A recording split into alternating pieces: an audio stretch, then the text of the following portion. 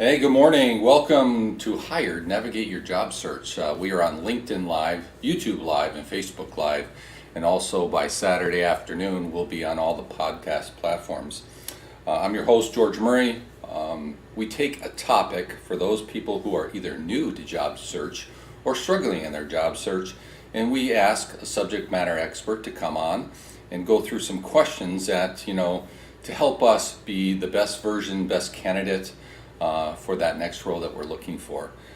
This episode, we are going to talk about unlocking your success when it also comes to mastering interviews, rocking your preparation, and becoming the ultimate job candidate. I want to welcome to the show, and before I do, I want to turn around and tell you a little about Gwen Gierke. She's, let me see here, I'm reading from the script, I want to always make sure I'm doing it right, is a fractional HR services for business owners. She is also a principal and co-owner of Gierke and Jungbauer Human Capital, where small and mid-sized businesses come to them for all things HR. So I want to welcome to the show, Gwen. Thank you, George. Hey, Hello. good morning. Hey, you Good want to morning. tell a little bit more about people as to what does Gierke and Jungbauer Human Capital do for businesses, and why do people come to Absolutely. you? Absolutely. So we utilize our HR expertise to help small to medium-sized businesses. We either become their HR professional or practitioner, or we come alongside their HR department to help them solve their HR problems and prepare for the future of their businesses, by helping them have more productive workforces and more engaged workforces. We also have a retained search practice, and we have executive coaching that we do. So I'm going to throw a curveball question before Oh, we get started. great. As you were talking about that, what are maybe the top two or three reasons small to mid-sized businesses are coming to you probably in the Yeah. last 6 to 10 months? You know, the labor market has been so tough, as everybody knows. And so it's just really more important to be able to attract and retain the right people for the right seats. Everybody in small to medium sized business is talking about traction now. If you're Mm-hmm. interviewing with a small business, you should know what traction is.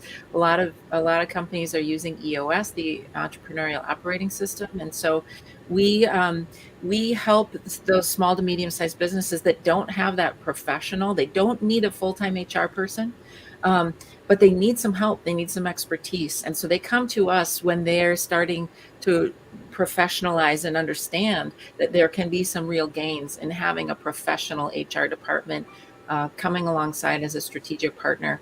And we've got 13 people on our team. And so those individuals and myself come on and off projects with these groups to help them kind of meet them where they are and help them address the HR needs that they have. Oh, that's great. Yeah. So why don't we just dive into some of the questions? And we also encourage others who are listening, if you have a question, please ask, because I'm sure Yeah. that 10 other people have the same question. They're just maybe a little bit hesitant to ask the question. So first question is, what are the most common mistakes candidates make during an interview, and how can they avoid them to stand out to the top contenders? Yeah, I think that's a great question. I think a lot of times the most common mistake that I see um, interviewers making is that they're not answering the question that they were asked. Mm, yeah. you know and so one of the things that we want to do is prepare for the interview. And a lot of times we think, oh, I know my background and experience, I've got a resume, and so I'm prepared. Well, I have a methodology that George and I are going to talk through today as we go through some of these questions. It's going to help you prepare better for those interviews so you can feel more confident, and then spend time listening listening to what the question is and answering the question that you've been asked instead of following an agenda that you have to try and get across information. And I've done thousands of interviews, George, in my 35-year HR career. Maybe not And thousands, maybe hundreds. I well, have. yeah, I mean, and so I think that you just um you know when somebody just wants to get across their message to you no matter what you ask them. Mm, um we want somebody to just take a breath and answer the question. Yeah, the power of pause. Yeah. Yeah, I agree. I mean, I've been in some really, been across the table interviewing folks, and oh boy, they go off on a wormhole that I can't even follow, right? Yeah. So second question is, preparation is crucial for success, and one of the things I talk about in my book, and you just stated, could you share some practical tips and strategies to effectively prepare for a job interview? Absolutely. So, first of all, you need to know your strengths. Really do your homework around, and I recommend Strengths Finders. I think it's Hmm. great. It's highly valid, highly reliable. On Amazon, you can get it for $16. It takes 30 minutes of uninterrupted time. And, right after that, you get your strengths. Or you may know the skills, knowledge, and abilities that you've developed over time, and that's great too. We want to have an understanding of both, but knowing your strengths and knowing how to tell your story of how you've developed those strengths in a concise fashion is really important. The other part of knowing yourself is related to emotional intelligence. And I think, some research that I've seen shows that 85% of a person's success in their role and in life is related to emotional intelligence, not how smart they are. And, there's a combination of those things, of course. But if you know your, and emotional intelligence is really just using your emotions to your advantage, not your disadvantage.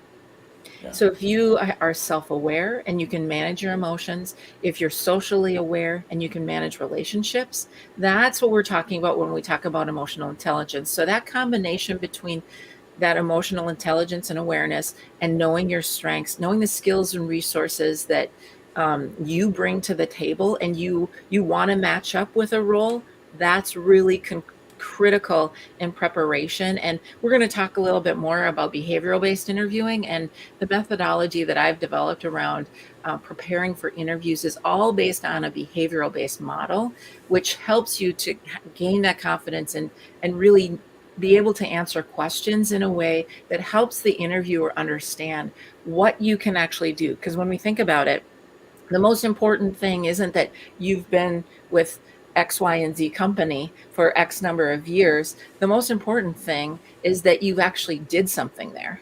And what you did there really makes a difference on whether or not you're going to be a good match for this role that the interviewer, the company, Nuco, has for you. And so being able to understand that whether or not you are a match for that job and how your behavior and your past experience fits for that is really important, so that you can tell your story in a way that helps the interviewer understand how great of a match you are.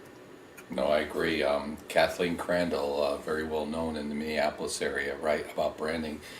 She's got a trademark that says, what happens because of you, right? And that's what we want to Yes. be able to tell people. It's interesting about emotions. One of the things, and I'm sure you hear about it a lot, and I do with, coaching people who are struggling in job transition, is that they may be on the backside of 55 plus, right? And then one of the things that they're always trying to figure out, or at least put in as an excuse why they're not getting ahead, is the ageism factor. And I say, yeah, there's something out there, but if you play into it, you know, it will be, an obstacle.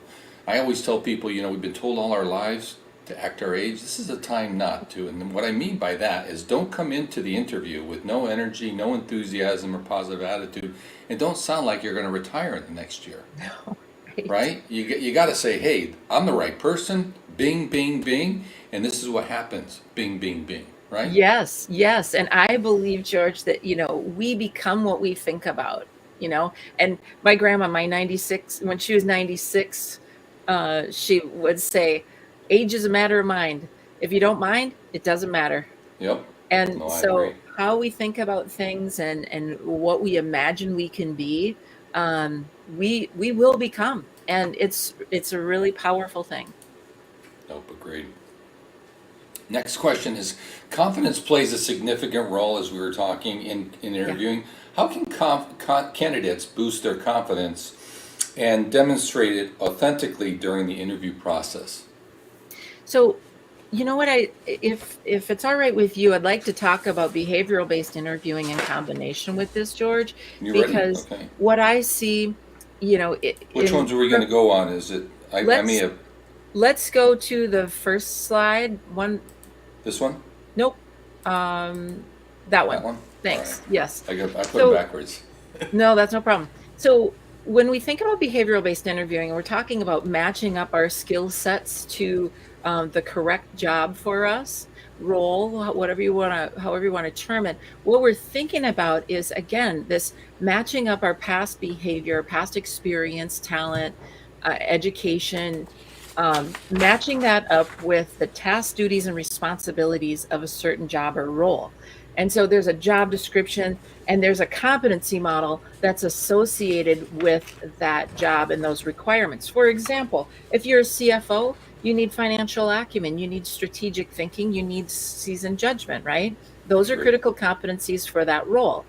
And you know, as a CFO candidate, have different experiences and knowledge that you've developed in the past and you've created with those experience SBOs, I like to call them. And this is something, you know, PDI, personnel decisions, call them as well. Situation, the behavior in that situation, and then the outcome. So when you think about telling your story as it matches up with the role that is to be had, you want to give examples when you're asked questions of those SBOs that are relevant to those critical competencies. And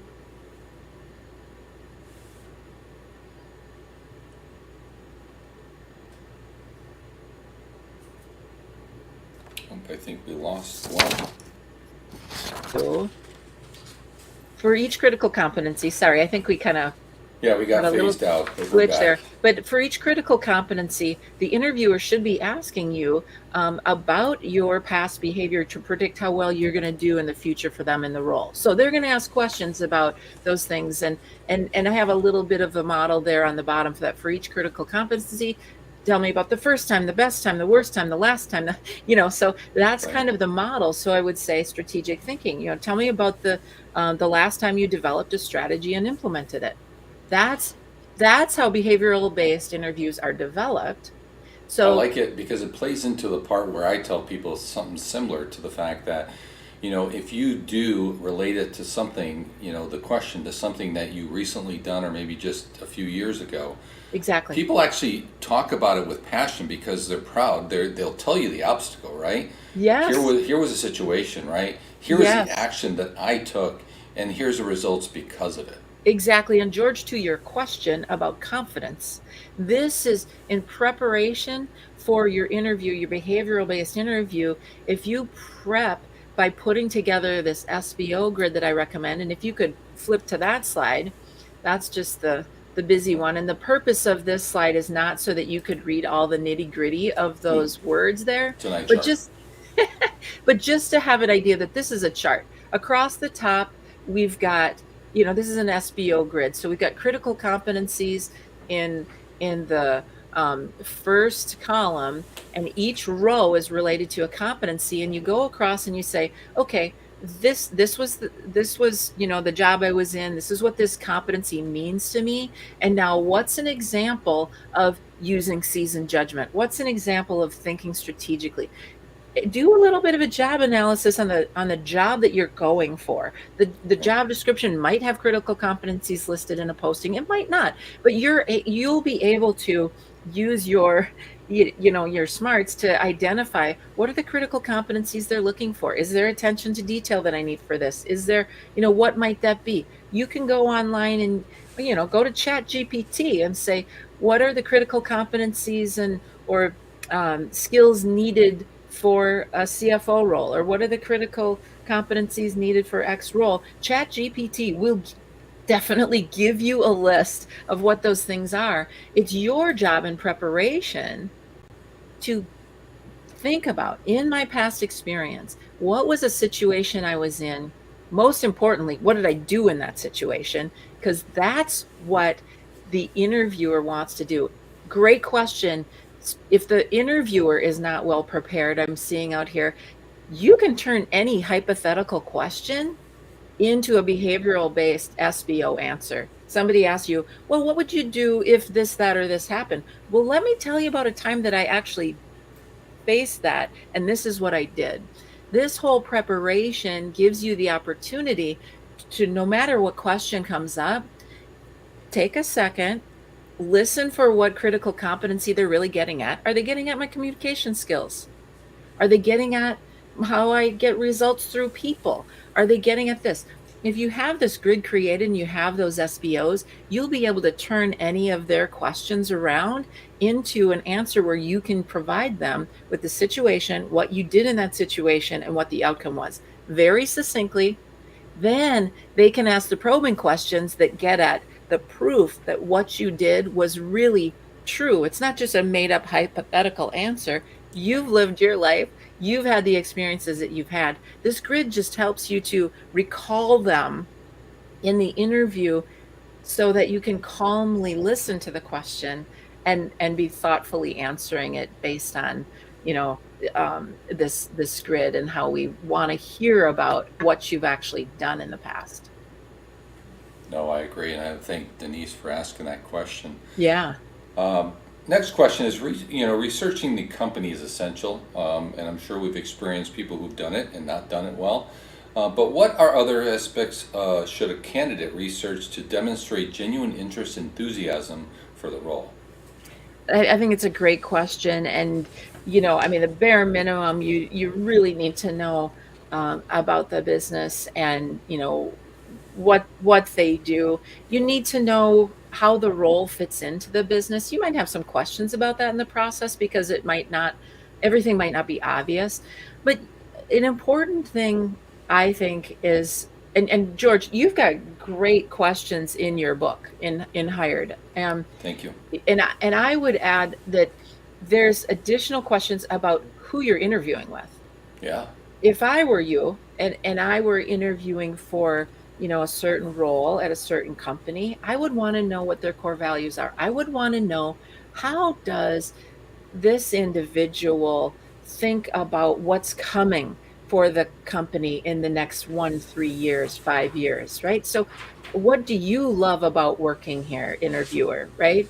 And interviewer, I see that your background is this, this, and this. How, you know, how do you get to show up every day? Is your opinion valued? I mean, all those things that are the Gallup, Gallup has this great list of 12 things that are the key to engagement. So how do those play out for that person?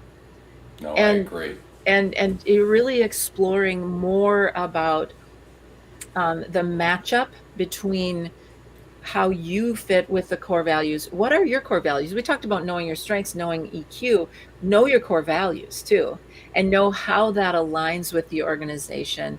Get excited about some initiatives that they've had, if you can, if you are. I mean, those are the places you want to work, right? I mean, think Right. about what your dream job would be and your dream company would be, and go for it with that company. If it's not your dream job or your dream company, there still should be something that attracts you to that organization. No, I agree.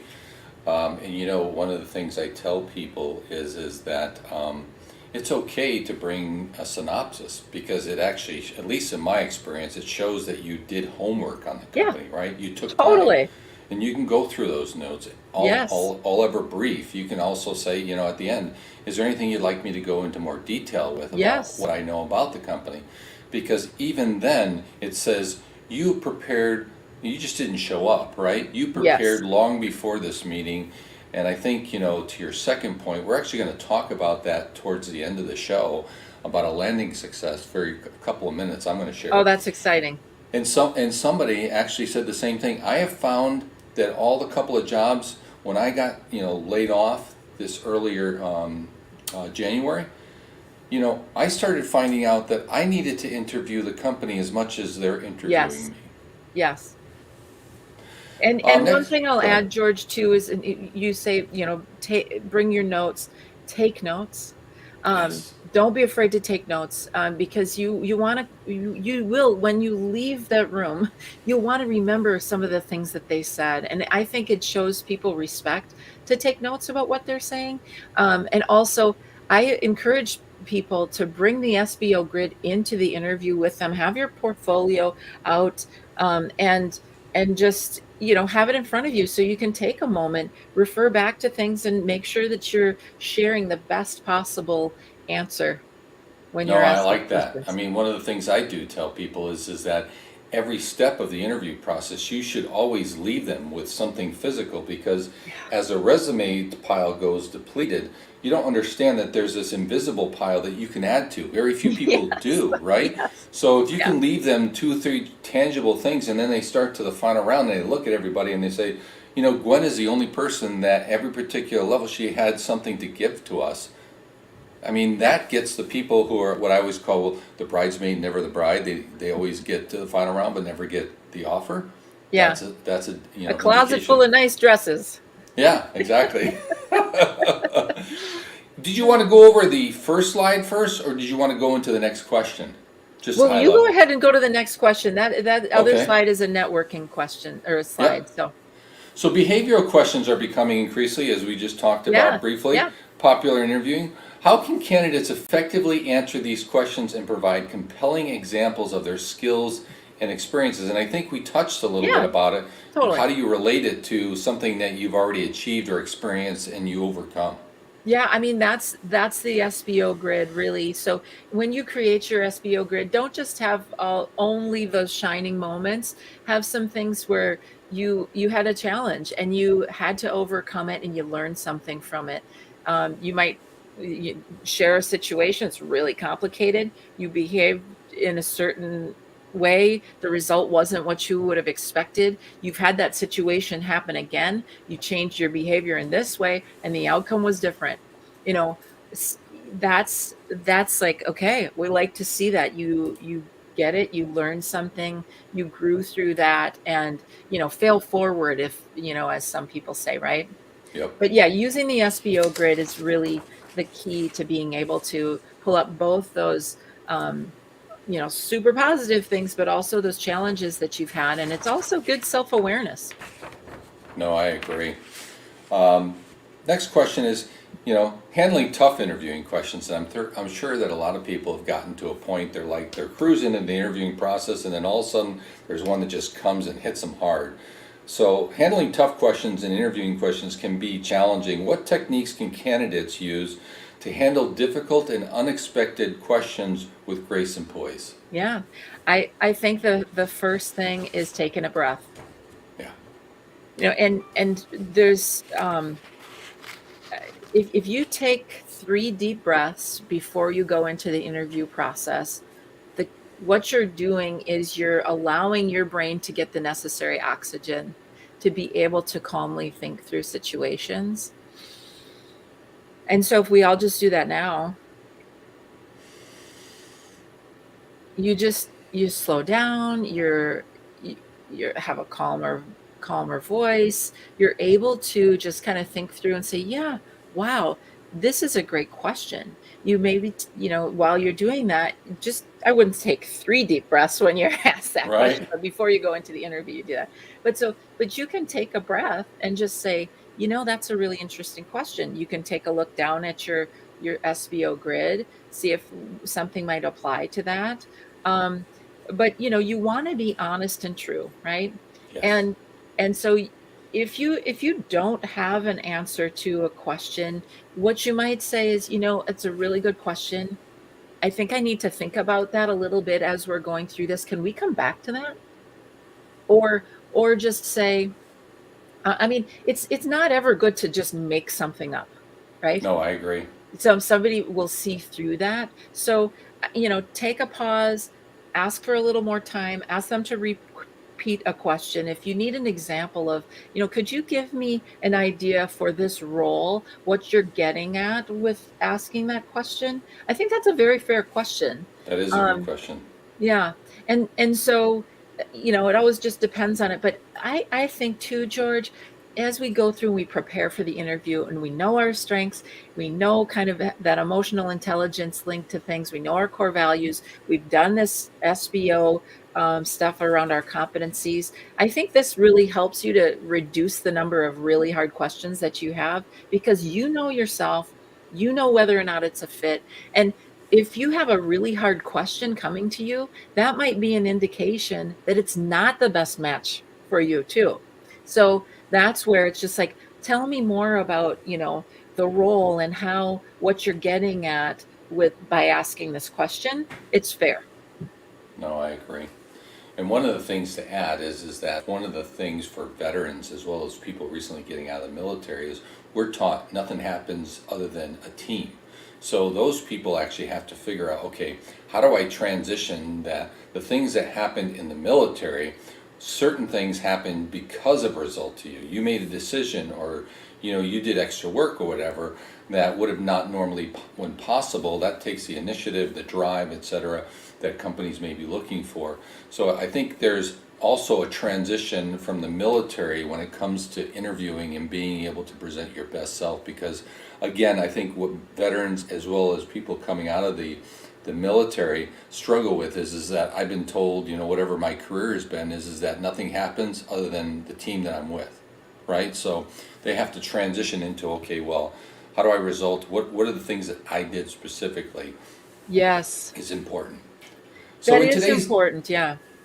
so in today's digital age, how can candidates utilize social media and online platforms to enhance their personal brand and make a lasting impression on potential employees? And before you answer, I'm Yeah. going to use the point that you made earlier on ChatGPT, and we talked about Yeah. potential questions that might be asked.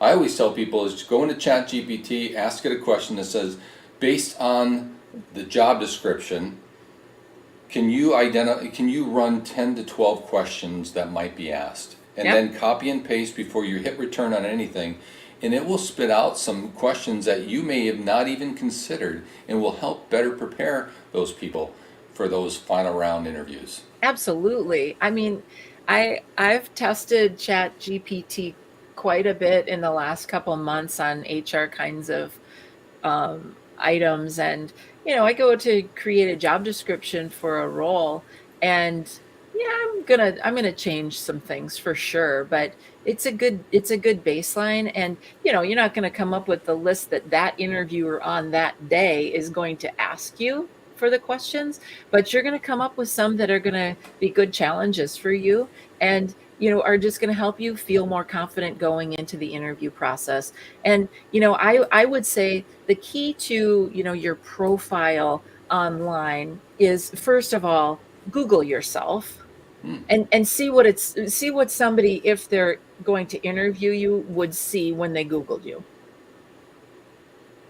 No, I You never There thought might be about some that. things out there you'd be surprised about, right? Yeah. but but hopefully not. But so then Hopefully the surprised in a good way. Oh, maybe, yeah, true. But so the next thing is, if you're a subject matter expert in an area, well, contribute to the communities that care about that subject and do it thoughtfully and positively and in encouraging ways. I mean, I think that that's one of the best things that we can do for each other is to be encouraging. So Oh, if nothing absolutely. else, on this podcast, I'd like to just encourage you to like be confident, know that you are going to find the opportunity that's you're meant to have, and be positive about that, and that will shine through. No, I agree. And that's one of the things I tell people, especially who are struggling in job transition. You will find your opportunity as long as you're working a plan and evaluating that plan periodically to say, okay, what's working, what's not. Yeah. And I would say probably a high percentage, more than 90% of people get a job that's even better than the job that they left, right? I mean, Wonderful. we've heard a Yes. lot of people that recently just got laid off at a company for 25 years and ironically enough, went through some struggles because they hadn't been in job transition or job search in quite a while. But Yeah. yet on the other side, they're like, I'm happier, great team, blah blah blah. So I think that's important. One of the other questions is cover letters and resumes. And Yeah. I've seen so many that say 50% say use cover letters, Others say 50% don't use cover letters. But what are the best practices for crafting attention-grabbing and tailored application materials? Yeah. I think what's really important is to tell your story um, in few words. No, agree. And because today there's so much information coming at all of us, um, a cover letter is nice in certain circumstances. It's not always necessary. Um, but a friend of mine taught me about proof points, and a proof point is something that grounds the information and what you've done in a succinct way to tell somebody, this is what I can do for you. So a proof point for me might be, I helped a plant manager go from 90% turnover to 50%, I'm sorry, 10% turnover in 6 months. So Wow. the question is, it's got some numbers, right? Some key performance indicators, that it's got a time frame, but it the person that is having that same problem, that's having like 80-90% turnover, and they want to get to 10% turnover, wow, 6 months time, that seems like unbelievable. The first question then they're going to say is like, how did you do that? So what's going to generate that interest in you that is true, that like where they would say, well, we need that. How did you do that? So those proof points are really critical. And if you can use even 2 or 3 of them, that's going to be really important. And um, maybe this is a good time, George, to skip to that slide that shows the network, the strength and the weakest links, Hmm. because I think that when we're thinking about our messaging, right? And we have a message in our resume, we have a message in an executive summary, in a cover letter, on LinkedIn, etc., right? Yep. When we think about tapping into our network and trying to reach those people that have the job for us, what we say is the strength is in the weakest link. So that just means you're in that center. You can see green, orange, blue going out, maybe even past that in your network. That's where the job is for you when you're networking. It's so that strength is out there in those weak links. So what you need to do with your messaging is you need to get a message to that first circle, and let them know, this is what I'm looking for, this is what I can do for the companies that are going to benefit from hiring me. And ask them a specific question. George, could you please send this to 3 people in your network that you think might know someone that needs somebody like me? And maybe they could pass it on to 3 people too. I mean, Fabergé, right? Right. You tell 2 friends and so on. And so this is the idea. So if you send that initial message that's really easy and a really easy ask, not saying, George, will you please hire me? Oh my gosh, that's a lot of pressure on your network, right? But Right. someone in their network's network probably has a job for you. And just that ask, and them to be able to pass that message on in an email or through LinkedIn messaging or whatever it might be, is a really effective way to reach and gain from the strength in those weakest links. And this isn't my concept. This is a Carnegie Mellon study that was done, I don't know, you know, decades ago, actually, but was made aware of it a couple, score ago, if you will. But it works. Right. It actually brings up what reminded me is I was in career transition once with Lenny Newman, and Yeah. those people who don't know, in Minnesota, he's one of the most well-connected people in Minneapolis, and we had these discussions weekly for a number of time, and he was anticipating a transition. I knew that Yeah. I was probably short, longer in right behind him. But we decided, and it's on one of my LinkedIn posts as far as articles. It's called, I think it's 55 to 50 principle. We went to look at. He said, George, we don't have to meet another 1,000 people, right? A lot of people know us. Like to your point in this slide right here, he said, let's go through our entire network and just identify 50 what we think are the most influential potential hiring managers or those connected to hiring Yeah. managers, right? Yeah. And before we reach out to those people, because they already know us, let's just outline how we would like them to introduce us. A couple of lines, 3 or 4. Exactly. Yes. And just look at their connections if they're open, right? You can go Yeah. underneath and see those and say, oh, you know what, Ryan Carlson, you're five, these five people you're connected. Not sure how well you know them, but I would be really interested in Sure. connecting with those folks. And the response could be, three of them, three of the five I know, but the Yeah. point is that you get 250 really focused connections that potentially either can hire you or direct you to a hiring manager. Yes. And I know that Lenny, probably 79 connections out of that 250 of his list, and he got his opportunity. And I think it was 112 people that I interviewed in 35 days, and I got 3 offers, Yeah. Yeah. right? Yeah. So agreed. Yes. Want to finish up. We got 2 more questions before I Okay. want to open it up to you. But standing out is in a competitive job market is essential, as we know the last 7 months has really changed since December, right? What Yeah. unique qualities or skills should candidates showcase to make themselves irresistible to employers? Well,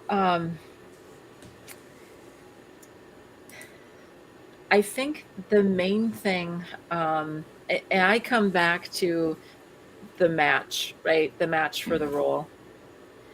And I think the most important thing is to pursue those roles that are an excellent match for you and stand out with your proof points that showcase and show how you are a great fit for that specific company and that specific role.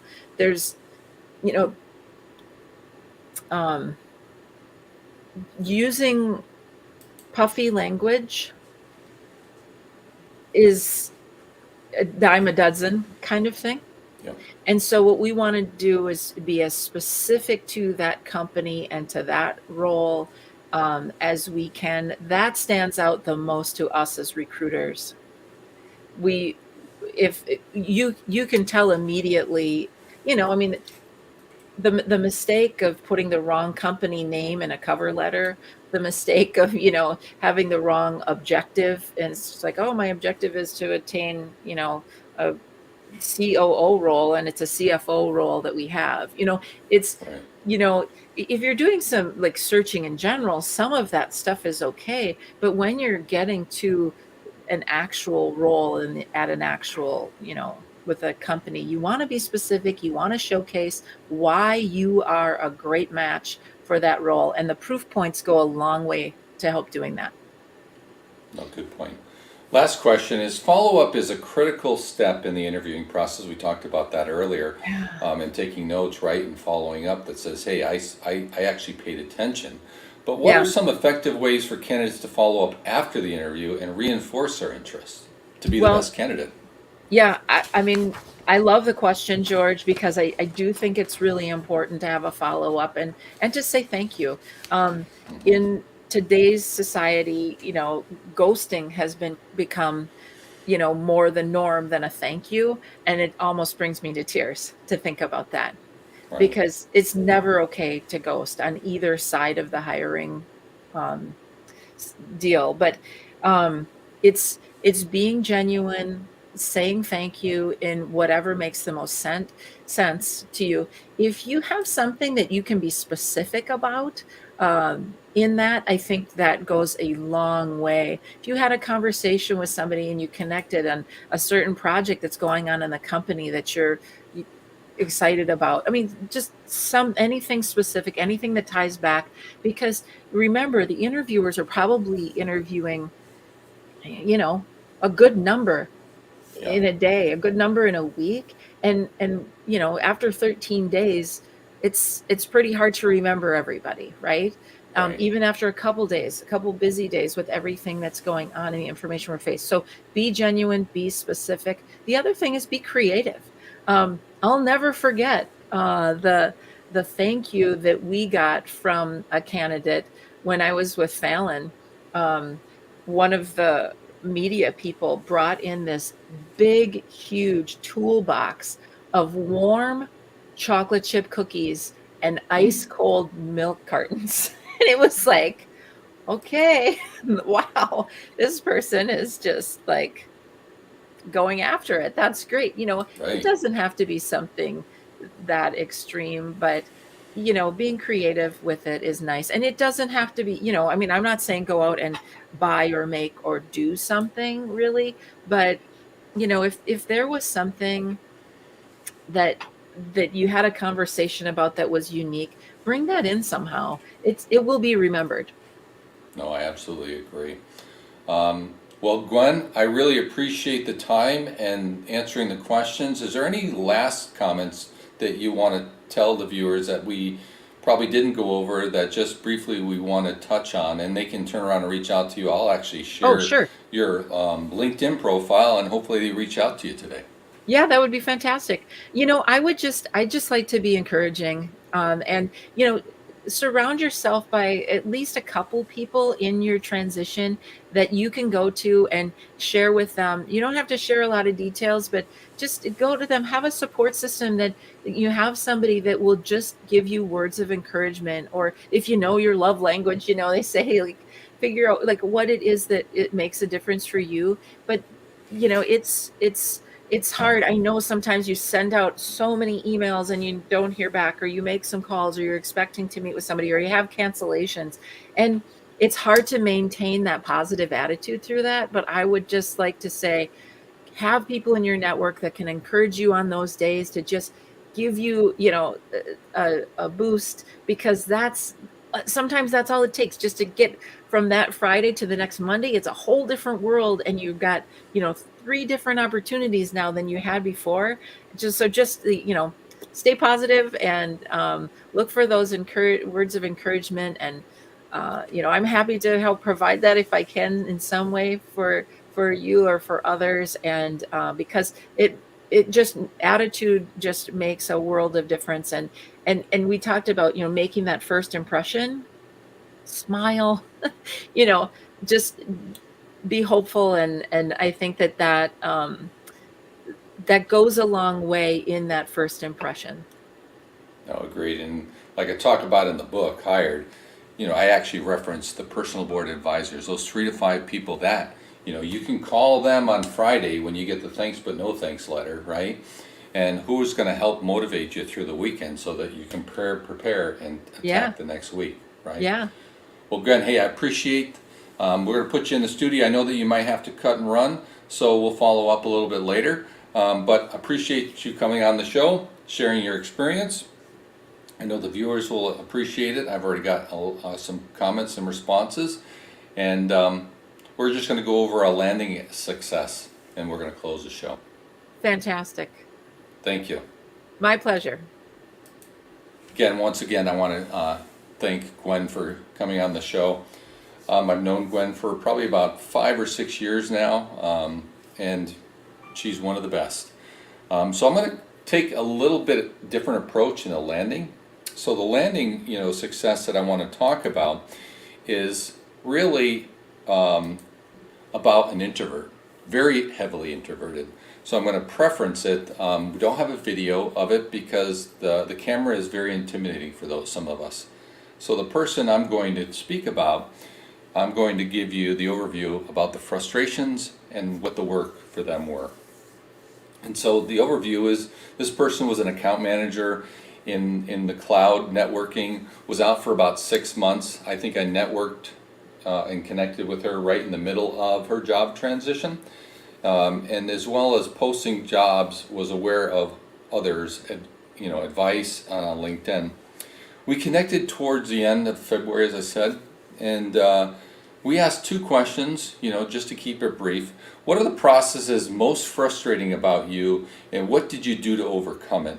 And she said, one of the frustrations initially for me was, the layoff was just the numbers. It wasn't based on performance, because some of the people that were still there, I knew I was outperforming. And I think we all have been in that experience if we've been in a transition or two, that it just becomes a number, and that's something that's hard to overcome. You had to try, because what you're trying to do is try to make sense so that you can move forward. And so that's one of the things was initially, and when she focused on, hey, it's not me, it's about them, and I need to put that in their review as I talk to many people about it, and focus on the windshield because it's, much greater than the review. That's what we need to do.